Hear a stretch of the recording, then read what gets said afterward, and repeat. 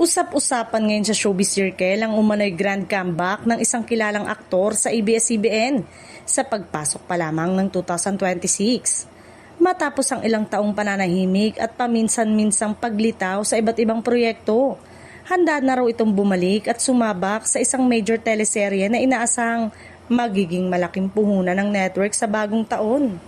Ayon sa source, matagal nang pinaplano ng ABS-CBN ang pagbabalik ng naturang aktor, lalo na ngayong mas pinalalakas muli ng network ang free TV at digital platform nito.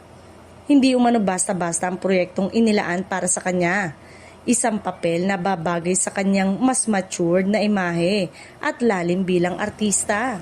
Dagdag pa ng insider, personal umanong pinili ng aktor ang timing ng kanyang pagbabalik. Nais daw nitong siguraduhin na handa na siya, hindi lamang pisikal kundi emosyonal. Dahil mabigat at makabuluhan ang karakter na kanyang gagampanan. Ito rin umano ang dahilan kung bakit tinanggihan niya ang ilang offer noon ng mga nakaraang taon.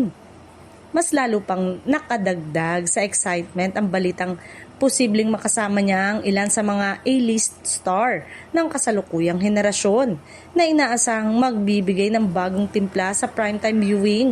Kung matutuloy, ito raw ang isa sa pinaka-inaabangang serye ng 2026. Bagamat wala pang opisyal na anunsyo mula sa ABS-CBN, malinaw na malaki ang tiwala ng network sa aktor na ito. Sa pagpasok ng 2026, tila handa na siyang patunayan na ang kanyang pagbabalik ay hindi lamang nostalgia, kundi isang tunay na grand comeback.